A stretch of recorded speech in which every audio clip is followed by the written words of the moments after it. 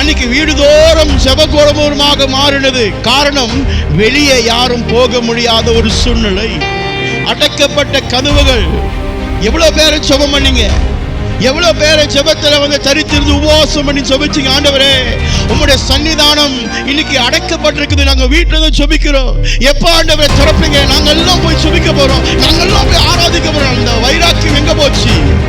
இன்னைக்கு சபை திறந்த பிறகு சாக்கு போக்கு, நாளைக்கு பார்த்துக்கலாம், நாளைக்கு பார்த்துக்கலாம், அடுத்த வாரம் பார்த்துக்கலாம், இன்னைக்கு எழுந்து என்னால முடியல, அதனால நான் லீவ் எடுத்துக்கிறேன், இன்னைக்கு இதனால முடியல, எனக்கு இடுப்பு வலிக்குது, எனக்கு கால் வலிக்குது, எனக்கு காட்சியா இருக்குது, காலில தூங்கி எந்திரிக்க முடியல.